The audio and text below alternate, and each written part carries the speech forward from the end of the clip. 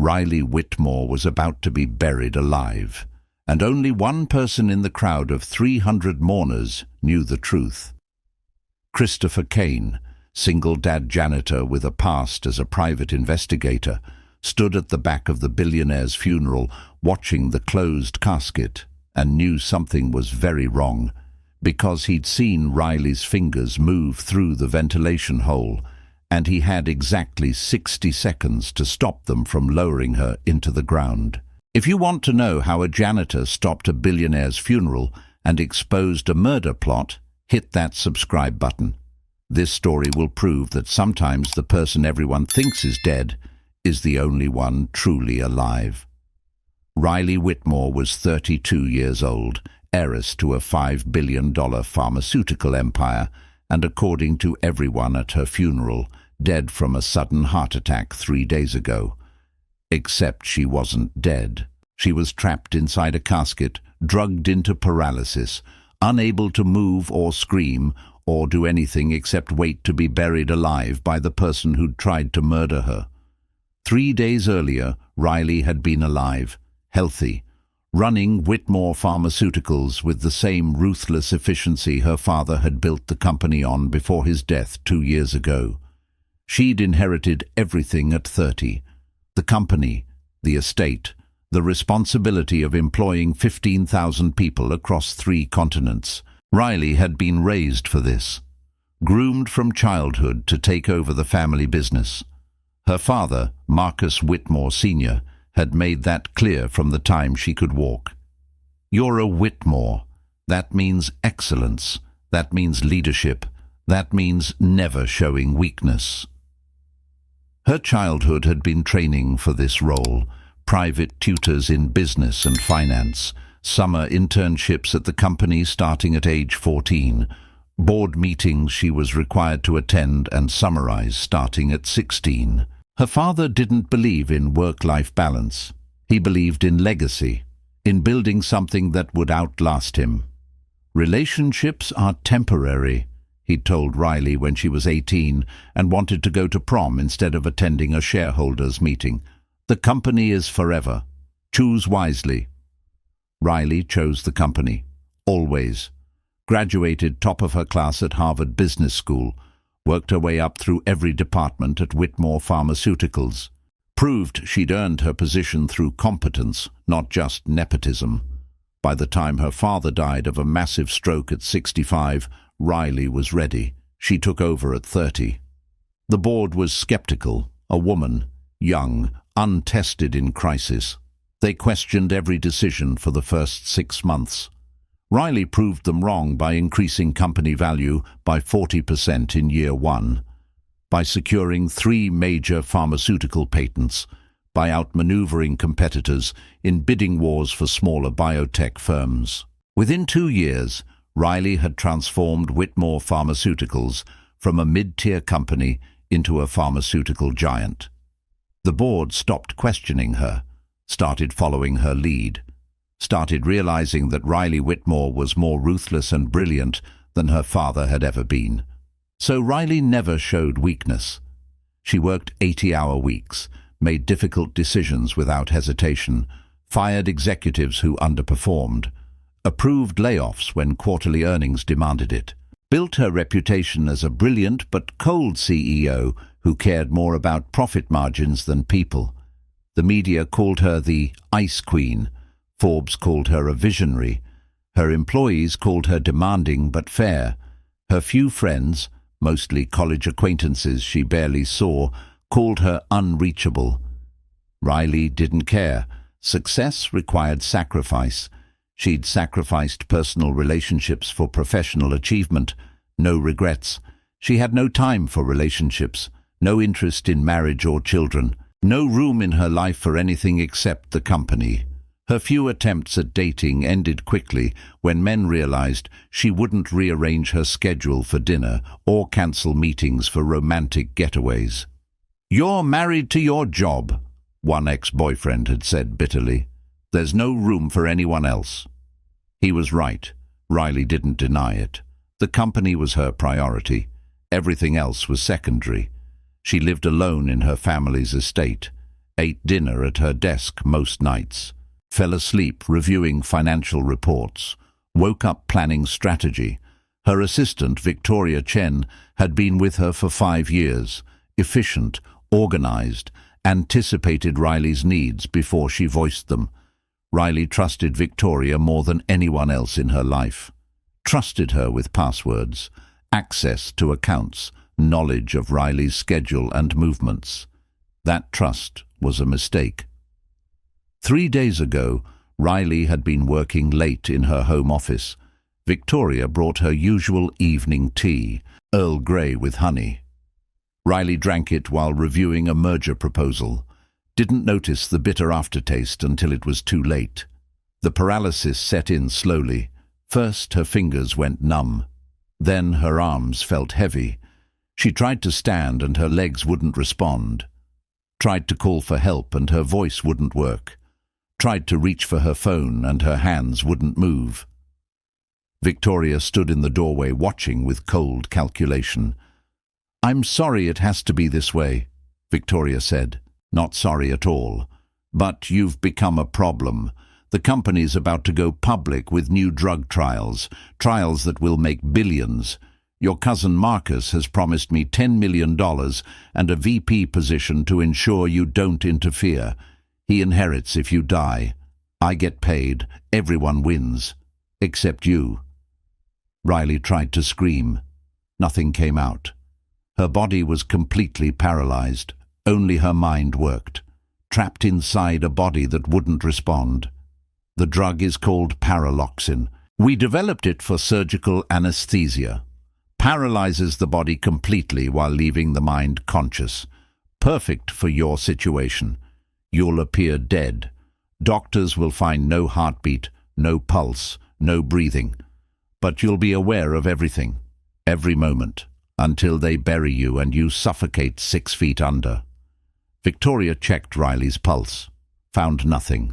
The drug slowed her heart rate to undetectable levels, slowed her breathing to almost nothing, made her appear clinically dead while keeping her brain conscious and aware. "Your cousin Marcus will call 911 in about 10 minutes. He'll find you collapsed at your desk, dead from sudden cardiac arrest. So tragic, so unexpected. The autopsy will show heart failure. No one will suspect murder. And by the time the drug wears off in about 72 hours, you'll be buried in the family plot." Victoria left. Riley sat frozen in her chair, unable to move, unable to scream, unable to do anything except wait. Her mind was sharp. Her body was useless. She was trapped inside herself, fully conscious, fully aware, completely helpless. Marcus arrived exactly 10 minutes later, called 911, performed CPR that Riley couldn't feel, cried convincing tears while paramedics worked to revive her, rode in the ambulance holding her hand and telling her he loved her, all while knowing she'd be dead in 3 days. The hospital declared her dead on arrival. Massive cardiac arrest. No prior heart condition, no warning signs, just a healthy 32-year-old woman who dropped dead at her desk. Tragic, unexpected. The doctors shook their heads and signed the death certificate.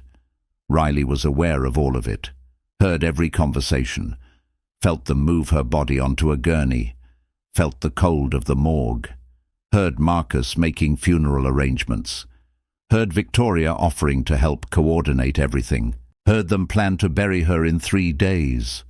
She screamed inside her mind. No one heard. She tried to move. Nothing responded. She was trapped in a living nightmare, conscious and aware inside a body everyone thought was a corpse. The funeral home prepared her body. Riley felt hands washing her, felt them dress her in the designer suit she'd worn to board meetings, felt them place her in the casket, felt the lid close, leaving her in darkness. 72 hours. That's how long the drug would keep her paralyzed. Then her body would recover. But by then she'd be 6 feet underground, would suffocate in her casket, would die for real, alone in the dark, buried alive. The funeral was planned for day 3, the same day the drug would wear off. Perfect timing. Riley would regain movement just in time to experience the horror of being buried alive, would die clawing at the inside of her casket, screaming where no one could hear. Victoria had planned it perfectly, almost. Christopher Kane was mopping the floor of the funeral home chapel when he noticed something wrong. He'd been working there for 6 months, ever since he'd left his career as a private investigator to raise his daughter Emma full-time after his wife died from cancer 2 years ago. Investigation work had been Christopher's life for 15 years. He'd started as a police detective, worked homicide for 8 years, built a reputation as the guy who closed impossible cases, the guy who noticed details everyone else missed, the guy who never gave up on victims. Then his wife Sarah got sick, stage 4 breast cancer, 6 months from diagnosis to death. Christopher took family leave to care for her, watched the woman he loved waste away, held her hand through chemo that didn't work, made promises to Emma that Mommy would be okay even when he knew she wouldn't. Sarah died 3 weeks after Emma's 4th birthday. Christopher was devastated, lost, alone with a grieving 4-year-old who kept asking when Mommy was coming home. He tried to go back to police work, couldn't focus, couldn't sleep, couldn't function knowing Emma was with babysitters instead of parents. So he quit, left the police force, opened his own private investigation firm, specialized in corporate fraud and embezzlement. The work was challenging, paid better than police work, gave him flexibility. He could work from home sometimes, could take Emma to investigations that didn't involve danger. For 2 years, it worked. Christopher built a successful practice, earned a reputation as the best investigator in the region, had more clients than he could handle. Emma adjusted to life without her mother, started kindergarten, made friends, seemed to be healing. Then came the Sanderson case, a corporate embezzlement investigation that turned violent. Christopher was following a suspect who realized he was being tailed. High-speed chase through downtown. Christopher's car was hit. He walked away with bruises, but he realized how close he'd come to dying, how close Emma had come to being an orphan. That night, Christopher looked at his 5-year-old daughter sleeping peacefully and made a decision. Emma had already lost her mother. She couldn't lose him too. Investigation work was too dangerous, too unpredictable, too likely to leave Emma alone. So Christopher walked away from the career he loved, taken a job as a janitor at Pleasant View Funeral Home. Steady hours, 9 to 5. No danger, no car chases, no suspects with guns. Decent pay, benefits, flexible schedule that let him pick Emma up from kindergarten every day. It wasn't glamorous, it wasn't exciting. It wasn't what he'd spent 15 years training for, but it let him be the dad Emma needed. His former colleagues thought he was crazy. "You're wasting your talent," his old partner from the police force had said. "You're one of the best investigators I've ever seen, and you're mopping floors." "I'm being a father," Christopher had replied. "That's more important than being a good investigator." He meant it. But he'd be lying if he said he didn't miss the work, missed the challenge of piecing together evidence, missed the thrill of solving cases, missed feeling like he was making a difference beyond clean floors. His investigator instincts never shut off, though. He noticed things, details other people missed, like the fact that the deceased woman's fingernails looked freshly manicured, like most corpses don't have that kind of color in their nail beds, like the ventilation hole in the side of the casket, standard in expensive models to prevent pressure buildup, had condensation around it. Condensation meant moisture. Moisture meant breathing. Dead people don't breathe. Christopher moved closer to the casket during the viewing, pretended to clean nearby, watched the ventilation hole, saw the faintest movement of air, saw something that looked like a finger pressing against the mesh from inside. His investigator brain kicked in. Dead bodies don't move. Dead bodies don't create condensation from breathing. Dead bodies don't press fingers against ventilation holes. Someone inside that casket was alive. The funeral was massive. 300 guests. Corporate executives, business partners, politicians, everyone who was anyone in the pharmaceutical world. The deceased was Riley Whitmore, Billionaire CEO. Died suddenly from cardiac arrest at 32. Tragic loss. The eulogies went on for an hour. Christopher watched from the back, watched the woman's cousin Marcus give a tearful speech about loss and legacy. Watched the assistant Victoria Chen sitting in the front row dabbing at tears. Watched them prepare to close the casket and move to the burial. Watched the finger press against the ventilation hole one more time. A desperate, tiny movement, a sign of life where everyone expected death. Christopher had a choice. Stay quiet, let the funeral proceed. Avoid making a scene, or trust his instincts. Stop the burial, risk his job, risk looking insane in front of 300 people. He thought about Emma, about being the parent she needed, about teaching her by example that doing the right thing mattered more than being comfortable, about the woman in that casket who was about to be buried alive. He made his choice. Christopher walked down the center aisle as pallbearers prepared to carry the casket to the hearse. 300 people turned to stare at the janitor in a cheap suit, interrupting a billionaire's funeral. "Stop!" Christopher said loudly. "Don't close that casket. She's not dead." Gasps, murmurs, confusion. Marcus stepped forward, face red with anger. "What are you doing? This is a funeral. Have some respect." "I'm trying to save her life. She's breathing. I saw movement inside the casket. She's alive." "That's impossible. She's been dead for 3 days. The doctors certified it. You're delusional." "Then let me open the casket and prove it. If I'm wrong, I'll apologize and leave. But if I'm right, you'll thank me for stopping you from burying her alive." Victoria stood up. Her face was calm, but her eyes were calculating. "This is outrageous. Security, remove this man. He's clearly unstable. I'm not leaving until someone checks her. Open the casket. Check for vital signs. It'll take 2 minutes. What's the harm?" The funeral director looked uncertain. "Mr. Whitmore, perhaps we should—" "Absolutely not. This man is disrupting my cousin's funeral with insane accusations. Remove him immediately." Christopher stood his ground. "I worked as a private investigator for 12 years. I know the signs of life. I'm telling you there's condensation around the ventilation hole. That means breathing. Dead bodies don't breathe. Check her, please." The crowd was murmuring. Some people looked curious. Some looked angry. A few looked concerned. The funeral director was clearly torn between respecting the family's wishes and addressing a legitimate concern. Then someone in the crowd, a doctor based on his introduction during eulogies, spoke up. "It wouldn't hurt to check. If he's wrong, we continue. If he's right, we save a life. Open the casket." Marcus looked furious. Victoria looked panicked. Security hesitated. The funeral director made the call. "Open it, just to be certain." Pallbearers opened the casket lid.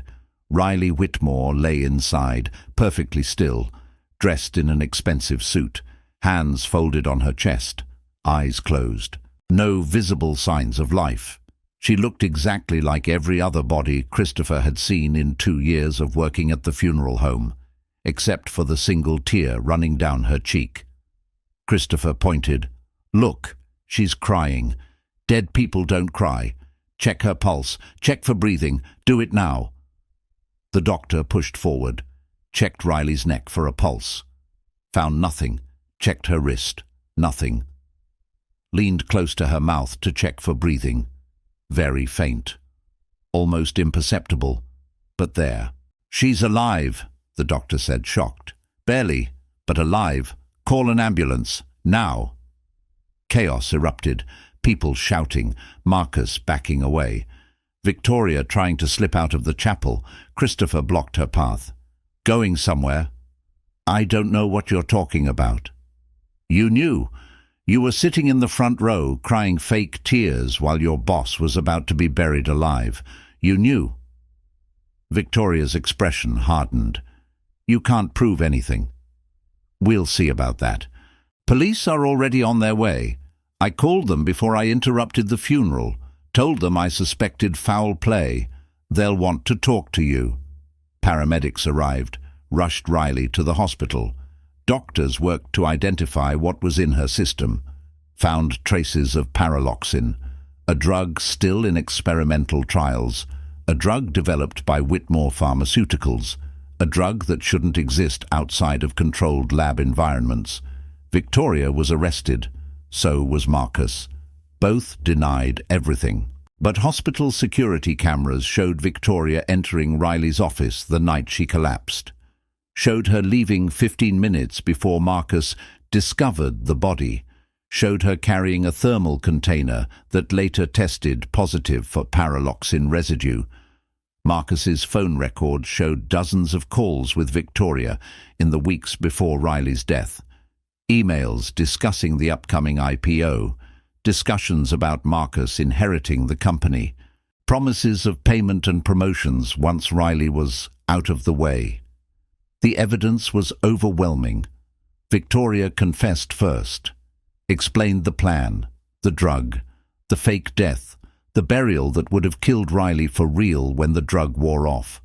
She gave up Marcus in exchange for a lighter sentence. Both were charged with attempted murder and conspiracy. Riley woke up in the hospital 4 days later, groggy, confused, alive. Doctors explained what had happened, how she'd been poisoned, how she'd been minutes away from being buried alive, how a janitor had noticed something no one else saw and stopped her funeral. "I want to meet him," Riley said. "The man who saved me, Christopher Kane. I want to thank him." Christopher was in the hospital cafeteria drinking terrible coffee when Riley's private nurse found him. "Ms. Whitmore would like to see you." Christopher followed her to Riley's private room. The billionaire heiress was sitting up in bed, still weak, still recovering, but alive. Her eyes were sharp, intelligent, focused. "You saved my life," Riley said without preamble. "Why?" Christopher shrugged. "It was the right thing to do. You could have stayed quiet, kept your job, avoided making a scene. Most people would have." "I'm not most people. I saw something wrong. I couldn't walk away." "You worked as a private investigator before becoming a janitor.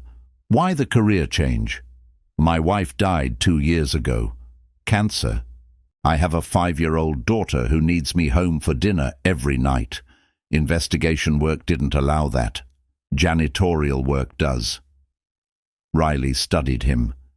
"You gave up a career you loved to be present for your daughter. Being a good father matters more than having an impressive job title. Emma needs stability. She needs a parent who shows up. I can't be that if I'm on stakeouts at midnight. That's admirable.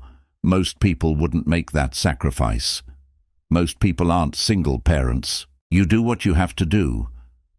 Riley was quiet for a moment. "I almost died. Was conscious through all of it. Felt them prepare my body.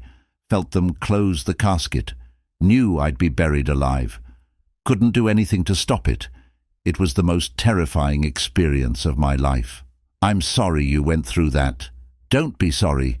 Be proud. You saved me. You trusted your instincts. You did something difficult. You're a hero. I'm a janitor who pays attention. That's all. You're more than that. You were an investigator. A good one, based on your record. I looked you up. 98% case closure rate, specializing in corporate fraud and embezzlement. You were one of the best." Christopher raised an eyebrow. "You investigated me?" "I investigate everyone.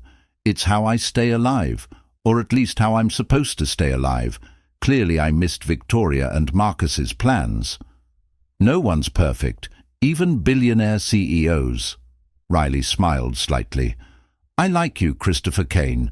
You're direct, honest. You don't treat me like I'm fragile or like I'm some untouchable billionaire. You treat me like a person. That's what you are. Person who almost got murdered. Person who survived, but still just a person. I want to offer you a job. Christopher paused. Doing what? Head of security at Whitmore Pharmaceuticals.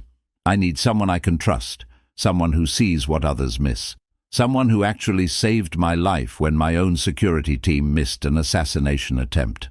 You're qualified, you're perceptive, and you've already proven you'll do the right thing even when it's difficult.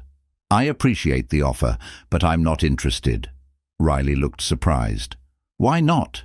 It pays significantly more than janitorial work, has benefits, prestige, opportunity. It also has long hours, unpredictable schedule, travel. I can't do that. I have Emma. She needs me home. I'll make accommodations, flexible schedule, no travel required unless you approve it, child care assistance. Whatever you need. Why do you care? You could hire anyone, professional security firms, ex-military, people with corporate experience. Because those people missed Victoria's plot. You didn't. Because I trust you. Because I'm terrified of going back to my life without someone watching my back who actually cares if I live or die. My corporate security team was paid to protect me, and they failed. You stopped my funeral as a janitor with nothing to gain. That means something. Christopher considered it. Thought about Emma, about stability, about teaching his daughter the importance of doing meaningful work, about the fact that Riley was right. He did miss investigation work, missed using his skills for something beyond mopping floors. I need to think about it. Talk to Emma. Make sure it works for our life. Fair. Take a week. The offer stands. Christopher left the hospital thinking about choices, about careers and fatherhood, and what it meant to do work that mattered. About Riley Whitmore, brilliant, intense, nearly murdered, and the fact that saving her life had felt right in a way nothing had felt right since his wife died. Emma's opinion mattered most. That evening, Christopher explained the situation. Riley's offer, the job opportunity, the potential schedule changes. Would I still see you every day? Emma asked seriously. Yes, that's non-negotiable. I'd make sure I was home for dinner and bedtime. The job would have to work around you. Do you want to do it? Christopher thought about it honestly. Part of me does. I miss investigation work, miss using my brain that way, but I won't do it if it means less time with you. Emma considered this with the gravity only 5-year-olds could manage. Ms. Riley almost died, and you saved her, and now she needs help staying safe. That's important, right? It is. Then you should help her, because helping people is what heroes do, and you're my hero, Daddy. Christopher's heart clenched. You sure? I'm sure. But you have to promise to still read me bedtime stories. Every single night, no exceptions. Then it's okay. You can take the job. Christopher called Riley the next morning, accepted the position with his conditions clearly stated. Flexible schedule, no overnight travel. Emma came first, always. Riley agreed without hesitation. Christopher Kane became head of security at Whitmore Pharmaceuticals. His first act was firing the entire existing security team and rebuilding from scratch. His second act was implementing protocols Victoria had circumvented. His third act was running background checks on everyone with access to Riley. He found 3 more potential threats, 2 corporate spies planted by rival companies, 1 financial officer embezzling funds through shell companies. All of them were exposed and removed within the first month. Riley was impressed. You're good at this. I told you I was. You just had to trust me. I do trust you, more than I've trusted anyone in years. That trust built over the following months. Christopher became not just Riley's head of security, but her advisor, her sounding board. The person who questioned her decisions not to undermine her, but to ensure she'd considered all angles. They'd have coffee in her office every morning. Christopher would review security reports. Riley would discuss business strategy. They'd debate, challenge each other, push back when something didn't make sense. "You're planning to approve this merger?" Christopher asked one morning, reviewing a file. "Yes. Why?" "Because the company you're merging with has ties to Marcus's attorney. Same law firm, same financial backers. Seems suspicious." Riley paused, reviewed the file again. "You're right. I missed that. That's why I'm here, to catch what you miss." "I'm usually the one who catches everything." "Nobody catches everything. That's why you have me." Riley smiled. "What would I do without you?" "Hopefully we never find out." They worked well together. Riley's brilliance combined with Christopher's investigative instincts created a formidable team. The company thrived, security tightened, threats were identified and neutralized before they became problems. The first major threat Christopher uncovered came 3 months into his tenure. He was reviewing employee access logs and noticed unusual patterns. Someone was accessing Riley's private files at odd hours, always late at night, always from different terminals, always covering their tracks. Christopher set up monitoring software, tracked the access patterns, followed the digital footprints through proxy servers and encrypted channels. It took 2 weeks, but he identified the culprit. Janet Morrison, VP of Research and Development. She'd been selling Riley's strategic plans to a competitor for the past year. Christopher brought the evidence to Riley. "She's been undermining you for months. Every merger you planned, they knew about in advance. Every patent you filed, they filed competing patents. She's the leak." Riley looked at the evidence. Her face was calm, but her eyes were furious. "How much has she cost us?" "Estimated 200 million in lost opportunities. But that's not the worst part. She has access to your personal calendar, your movements, your security protocols. If someone wanted to hurt you, she could provide everything they'd need." Riley fired Janet that afternoon, had her escorted from the building by security, filed criminal charges for corporate espionage. The competitor who'd been buying information faced lawsuits. Janet went to prison for 5 years. "You saved the company," Riley told Christopher, "and probably saved my life. Again. That's what you hired me to do. Most people would have missed what you caught. The access patterns were subtle, hidden, but you noticed. Because you're brilliant at this. Why did you ever stop being an investigator?" Christopher told her about Sarah, about Emma, about the choice between career and fatherhood. Riley listened without interrupting. When he finished, she said quietly, "You gave up something you love to protect someone you love more. That's admirable. It's what parents do. We sacrifice. Not all parents. Mine didn't. My father chose the company over me every time. Missed birthday parties for board meetings, skipped school events for business trips. I learned early that I wasn't the priority. The company was. I told myself that's how it had to be. But watching you with Emma makes me wonder if my father was wrong, if maybe relationships matter more than quarterly earnings." It was the most vulnerable Christopher had ever seen Riley, the Ice Queen showing cracks in her armor. "Your father built an empire, but he also left you alone. There's no right answer, just different choices with different costs. What if I'm making the wrong choice? What if I'm so focused on the company that I'm missing life? Are you happy?" Riley considered it.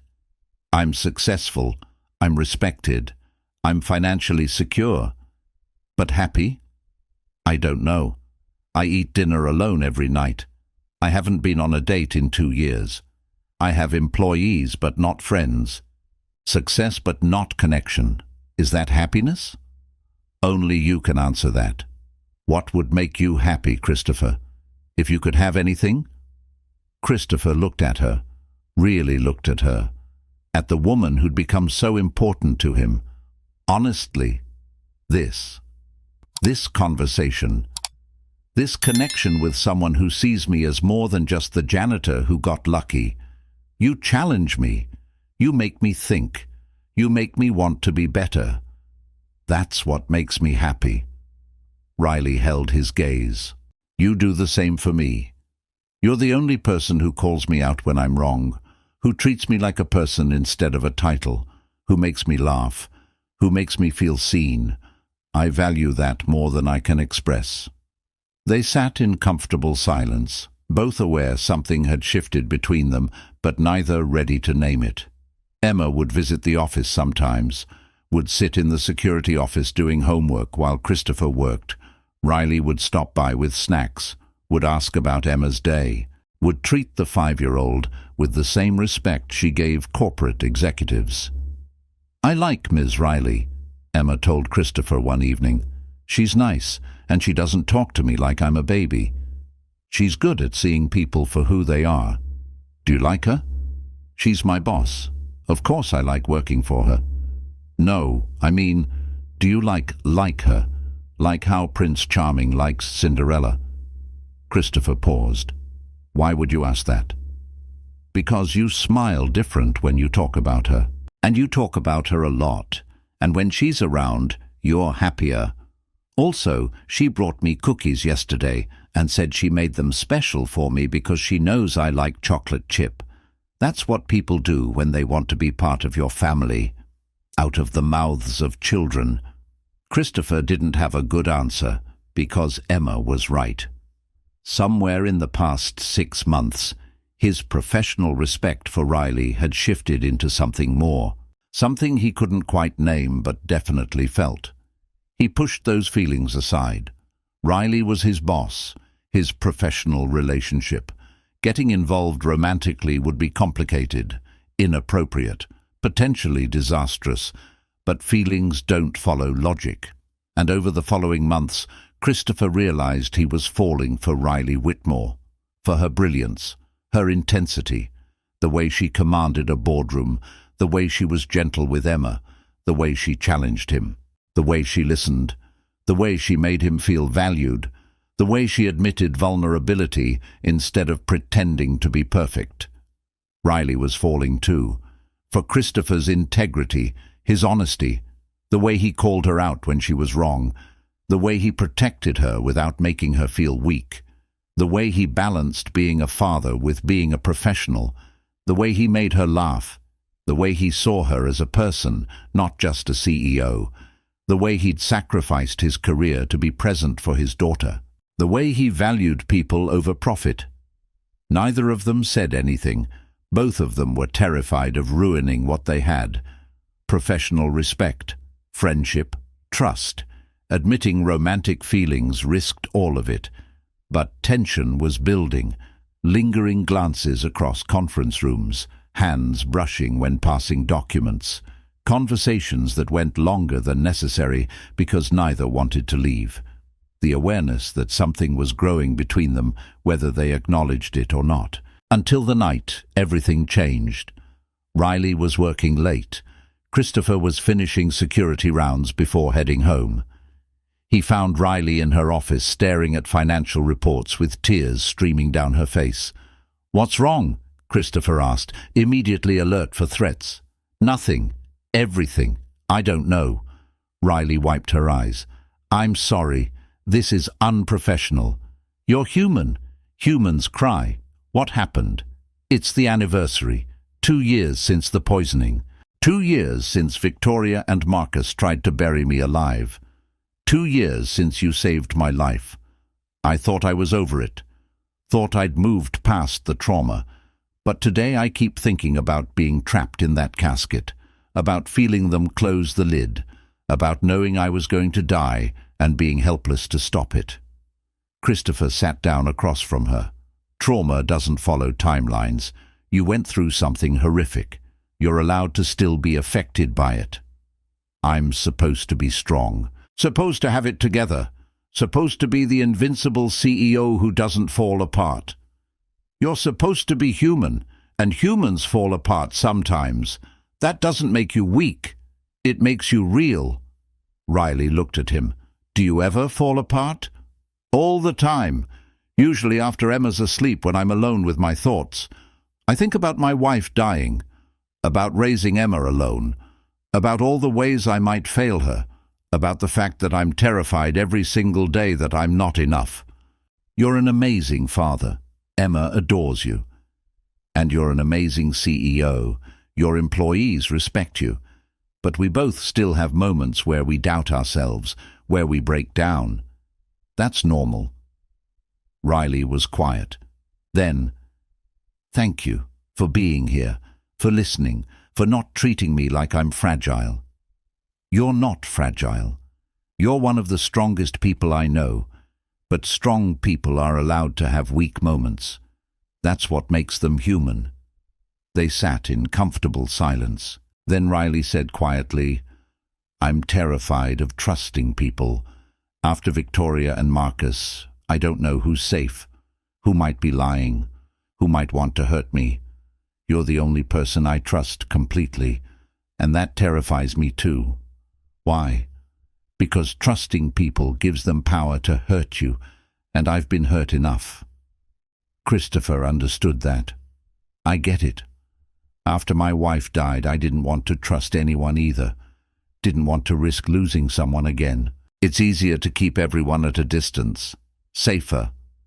But lonely. Very lonely." Riley met his eyes. "Christopher, can I ask you something? Anything. Do you ever think about us? About what we could be if we weren't boss and employee? If we were just two people who trusted each other?" Christopher's heart raced. "Yes, more than I should. Me too. I tell myself it's inappropriate, that mixing professional and personal is a mistake, that I should keep boundaries. But then I see you with Emma, and I think about what it would be like to be part of your family. Or I work late, and you're the only person I want to talk to.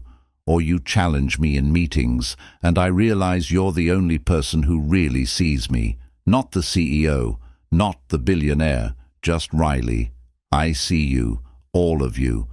The brilliant executive and the woman who's afraid of trusting people. The powerful CEO and the person who almost died and is still dealing with that trauma. The strong leader and the lonely person who eats dinner alone most nights. I see all of it. And you still want to be here? I don't want to be anywhere else."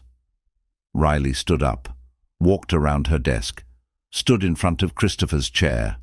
"This is a terrible idea. You work for me. We have a professional relationship. If this goes wrong, it could destroy everything we've built." "I know, but I don't care anymore. I'm tired of being afraid, tired of keeping everyone at a distance, tired of being lonely in a mansion surrounded by employees who don't actually know me. You know me, you see me, and I'm done pretending I don't have feelings for you."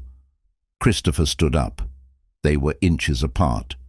"I have feelings for you too, have for months. I kept telling myself it was inappropriate, that I should maintain professional boundaries, but I can't anymore. I'm in love with you, Riley." "I'm in love with you too." They kissed, tentative at first, then deeper, both of them holding on like they were afraid the other might disappear, both of them finally admitting what they'd been feeling for months. When they pulled apart, Riley was smiling through tears. "What do we do now?" "We figure it out, together, one day at a time. Emma loves you. She's been asking when I'm going to marry you since about 3 months ago. She'll be thrilled." Riley laughed. "She asked you that?" 5-year-olds are perceptive and persistent. "She wants you to be part of our family." "I want that too, more than anything." They dated for a year, slowly, carefully, building a life together while navigating the complications of Riley being Christopher's boss. The first 3 months were complicated. They tried to keep the relationship private, professional at work, personal only outside the office, but hiding feelings was harder than either expected. Riley would catch herself staring at Christopher in meetings. Christopher would make excuses to stop by her office. Employees noticed, started whispering. "This isn't sustainable," Riley said 4 months in. They were having dinner at her estate. Emma was asleep upstairs in one of the guest rooms. "People are talking, wondering if you're getting preferential treatment because we're dating. If I'm compromising company security by being involved with my head of security. We need to address this. What do you want to do?" "I don't want to choose between you and professional integrity, but I also won't have people questioning your competence or my judgment. We need to change the structure." Christopher eventually transitioned to an advisory role instead of direct employee, eliminated the power dynamic, made their relationship more equal. Riley brought in a professional security firm to handle day-to-day operations, while Christopher consulted on strategy. It was the right decision professionally, but it was hard for Christopher. He'd enjoyed being back in security work, had felt purposeful again. Stepping back felt like another sacrifice, another thing given up for complications. Riley saw his struggle. "I know this isn't what you wanted, but I need you to understand. You're more important to me than having you on payroll. I'd rather have you as my partner than my employee. We can figure out the work part, but I don't want to lose what we're building personally. I'm not going anywhere. I'm just adjusting. Again, seems like I'm always adjusting my career for other priorities." "Is that resentment?" Christopher considered it honestly. "No, it's reality. I chose Emma over investigation work. Now I'm choosing us over security work. Every choice has costs. I'm okay with the costs as long as the relationship is worth it." "Is it worth it? You're asking if you're worth giving up a job I've had for less than a year? Riley, you're worth more than that. You're worth everything." Emma adjusted to having Riley in their lives with the ease of children. Started calling her Riley instead of Ms. Whitmore. Would climb into Riley's lap during movie nights. Asked for Riley's help with homework. Accepted her as a part of their family unit. But it wasn't always smooth.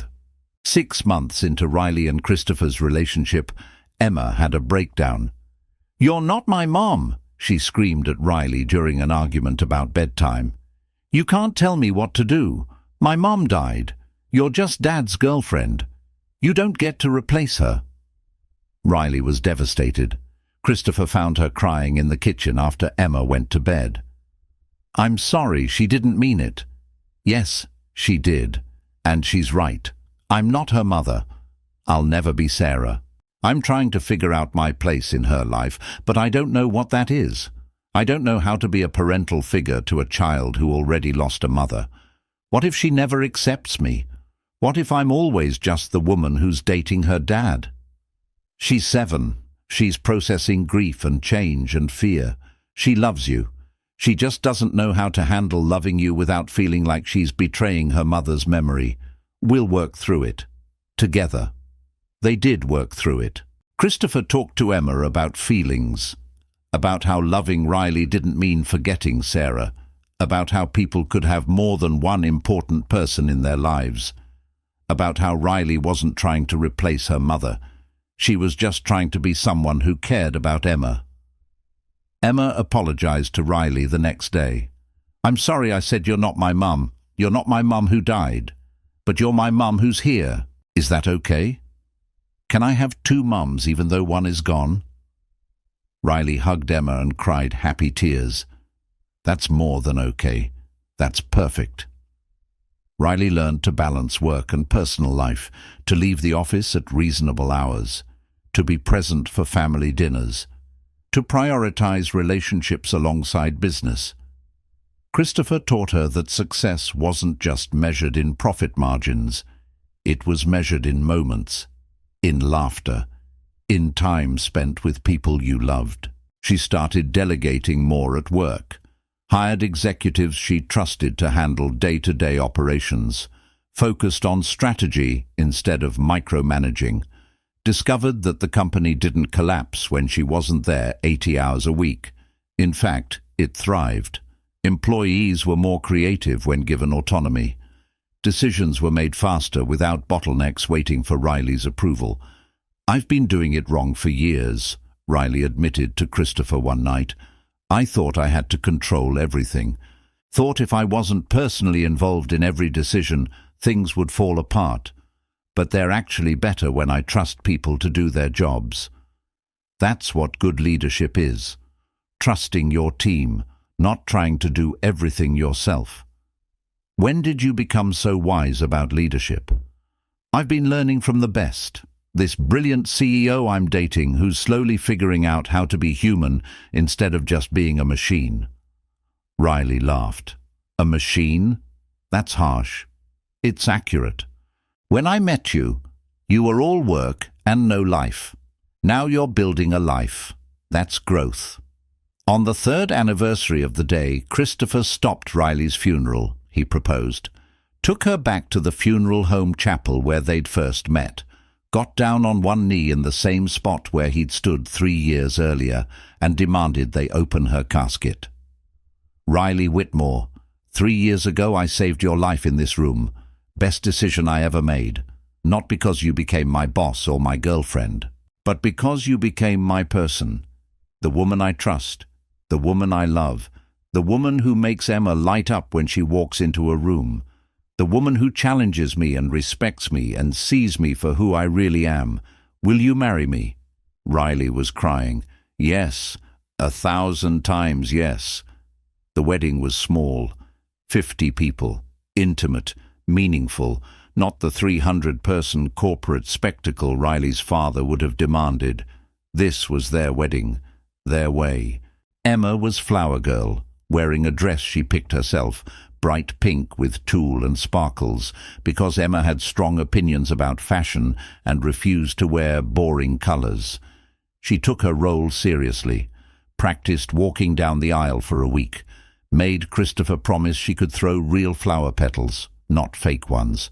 Riley wore a simple white dress, elegant but understated. No $20,000 designer gown, no cathedral train.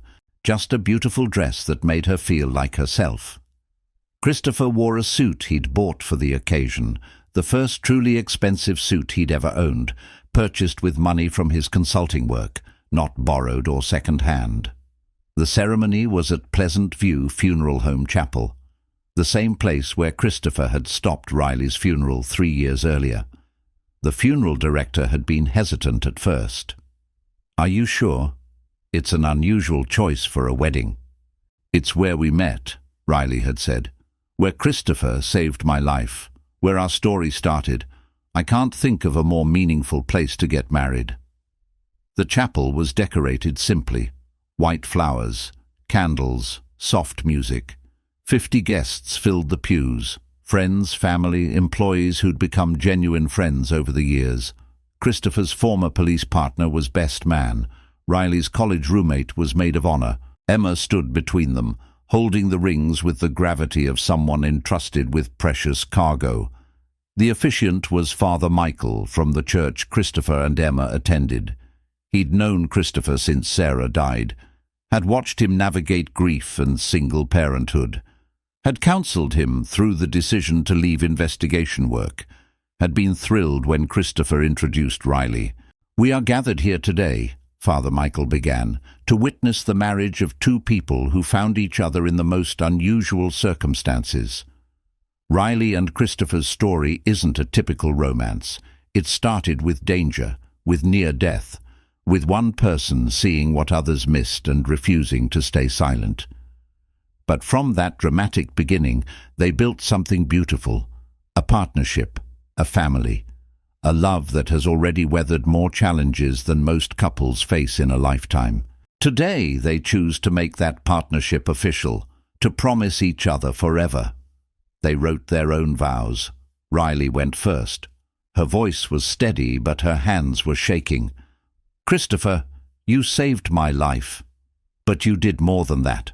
You taught me to live again. After the poisoning, I was afraid of everything. Afraid to trust. Afraid to connect. afraid to let anyone close. I'd built walls around myself and told myself those walls were protection. They weren't. They were a prison. You showed me that being vulnerable wasn't weakness, that trusting people was worth the risk, that life was meant to be lived, not just survived. You gave me a family, a daughter who calls me her bonus mom, and who taught me that love isn't about biology. It's about showing up. A partner who sees me, really sees me, not just the CEO or the billionaire or the ice queen, but the woman underneath all those labels, and stays. You gave me a future I didn't think was possible, a future where I come home to people who actually care if I'm there, where success is measured in laughter and family dinners and Emma's soccer games, where I'm more than my job title. I love you, not for saving my life that day in the casket, but for saving me every day since by choosing me, by seeing me, by loving all of me, even the parts I didn't think were lovable. I choose you, every single day, in caskets and out of them, in funerals and weddings, in all of it. There wasn't a dry eye in the chapel. Emma was crying. Christopher's mother was crying. Even the funeral director in the back was wiping his eyes. Christopher's voice shook as he spoke. Riley, the first time I saw you, you were in a casket. Not the most romantic meet-cute. Nervous laughter from the guests.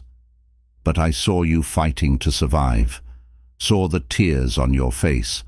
Saw someone who refused to give up even when paralyzed and helpless. That strength is what I fell in love with.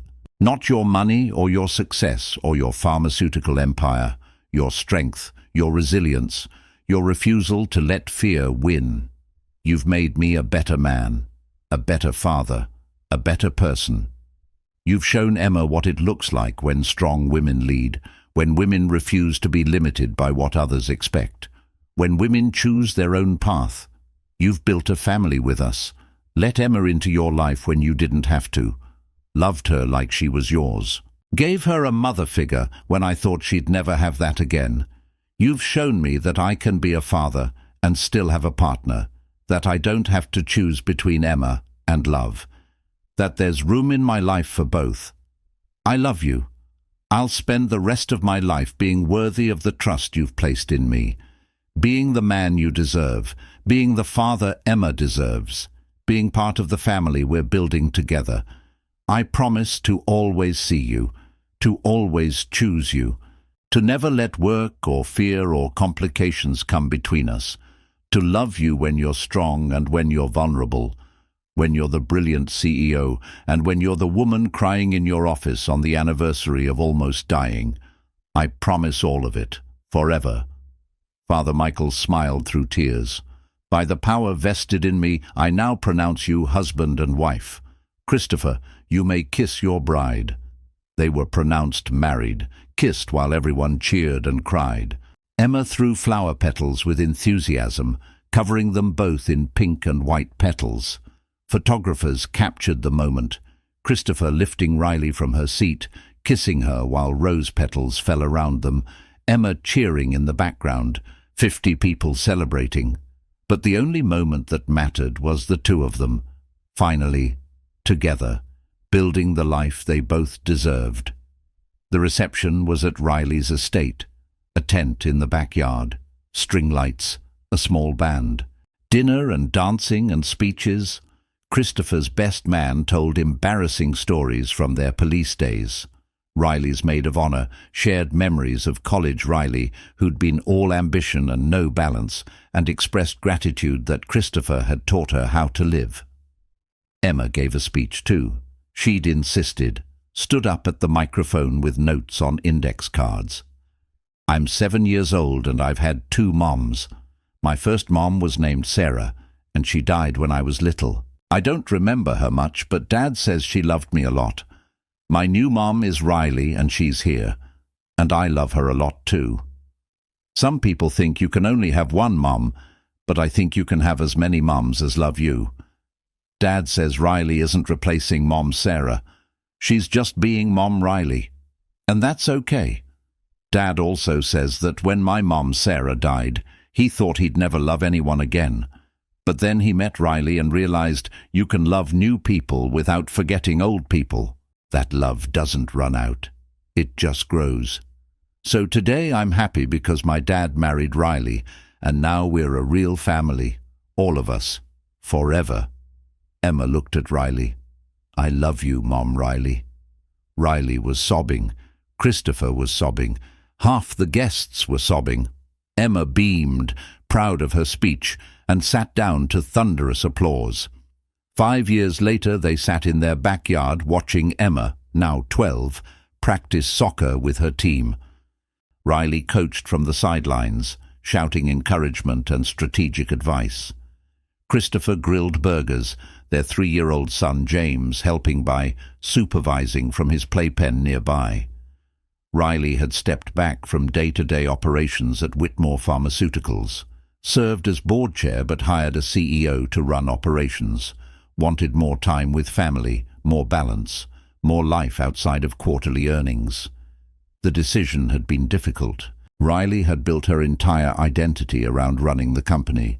But after James was born, she realized she was missing his childhood, the same way her father had missed hers. Missing first words and first steps because she was in board meetings. Missing bedtime stories because she was reviewing financial reports. I don't want to be my father, Riley had told Christopher when she was considering stepping back. I don't want my kids to grow up knowing the company mattered more than they did. I don't want to wake up one day and realize I spent my life building a pharmaceutical empire, but I don't actually know my own children. Christopher had supported the decision completely. You've already proven you can run the company. You don't have to keep proving it. Let someone else handle operations. You focus on strategy and family. Find the balance your father never found. So Riley had transitioned to board chair. Hired Marcus Chen, no relation to Victoria, thoroughly vetted by Christopher's investigation firm, as CEO. Discovered that the company actually ran better when she wasn't micromanaging every decision. That trusting competent people to do their jobs produced better results than trying to control everything personally. I never thought I'd have this, Riley said quietly, watching Emma score a goal and celebrate with her teammates. A husband, children, a family that actually feels like family. After the poisoning, I thought I'd spend the rest of my life afraid, alone, building walls to keep everyone out, living in that mansion eating takeout at my desk, working 80-hour weeks because I had nothing else, no one else. I thought that was what success looked like. Christopher pulled her close. You deserved all of this. You just needed to find the right people, people who saw you as more than a billionaire CEO, people who valued you for who you are, not what you can provide. I got lucky. You saw me when I was literally in a casket. Most romantic stories start with coffee or dating apps or being set up by friends. Ours started with you stopping my funeral because you noticed condensation around a ventilation hole. That's the least conventional meet cute in history. Best decision I ever made, even if it was the most dramatic way to meet someone, even if 300 people thought I was insane, even if I risked my job and my reputation. I saw you trying to signal you were alive and I couldn't walk away. Something in me knew you were worth fighting for. Riley laughed. Do you ever regret it? Choosing this life instead of staying as a janitor with a simple, quiet existence? No billionaire drama, no attempted murder investigations, no corporate espionage, just mopping floors and raising Emma in peace. Never, not once, you gave me purpose again. Gave Emma a mother who actually shows up for her school events and soccer games and homework help. Gave us both a family. Gave me back the investigative work I loved in a form that let me be present for Emma. How could I regret any of that? Emma ran over, sweaty and beaming. Did you see my goal? Did you see the fake out I did? I saw it. That was amazing. That defender had no idea you were going left." Riley high-fived her. "Can we have ice cream to celebrate?" "Absolutely. Go tell your team we're going for ice cream." Emma ran off to gather her teammates. James babbled from his playpen, reaching for his father. Christopher picked him up, settled him on his hip. "Thank you," Riley said softly. "For what?" "For seeing me, for saving me, for building this life with me, for showing me that being buried alive was the worst thing that could have happened, and also the thing that led me to you. For proving that sometimes the person everyone thinks is dead is the only one who's truly alive. For teaching me that success isn't about how much money you make or how many companies you run. It's about the people you love and the moments you share, and whether you can look at your life and feel genuinely happy instead of just professionally accomplished." Christopher held her close with one arm, James balanced on his other hip. "You saved me too. I was just existing before you, going through the motions, raising Emma but not really living, working as a janitor and telling myself I was content but feeling hollow inside, missing the work I loved, missing having a partner. You taught me that I could be a father and still have purpose beyond parenting, could love my daughter and still have room for someone else, could build a family that honored Sarah's memory while also moving forward. You gave me permission to live again instead of just surviving, to find joy again after loss, to believe I could have a second chance at love without betraying my first love." They sat together watching their family, Emma celebrating with her teammates, confident and strong and kind, James babbling happily in his father's arms. The life they'd built from the ashes of trauma and loss. Riley had been minutes away from being buried alive. Christopher had risked everything to save her. That moment in the funeral home chapel had changed both their lives forever. Victoria and Marcus had been convicted, both serving 25-year sentences for attempted murder. Justice had been served. But more importantly, Riley had survived, had rebuilt, had refused to let fear win. "Do you ever think about that day?" Christopher asked. "The funeral, being in the casket?" "Sometimes. Mostly I think about how you noticed what everyone else missed, how you trusted your instincts, how you were willing to look crazy in front of 300 people to do the right thing. That's the kind of person I want in my life, the kind who does the right thing even when it's hard. You would have done the same for me. I hope so. I like to think I would. But I'm grateful I never had to find out. I'm grateful you were there. Grateful you saw me. Grateful you saved me." They were quiet for a moment. Then Riley said, "Emma asked me yesterday if I was scared when I was in the casket. What did you tell her?" "The truth, that I was terrified, that I couldn't move or scream or do anything except wait to be buried alive, that it was the worst experience of my life, but also that it led me to the best parts of my life, to your dad, to our family, to this moment right here." "What did she say?" "She said that sometimes bad things happen so good things can find you, that maybe I had to almost die so I could learn how to really live." Christopher felt tears in his eyes. She's wise beyond her years. She gets it from you. You taught her that doing hard things is worth it, that saving people matters, that family is what you build, not just what you're born into. Emma ran back over. "Dad! Riley! Ice cream time! Everyone's ready!" They loaded into the car, Emma, James, Riley, Christopher, and drove to the ice cream shop.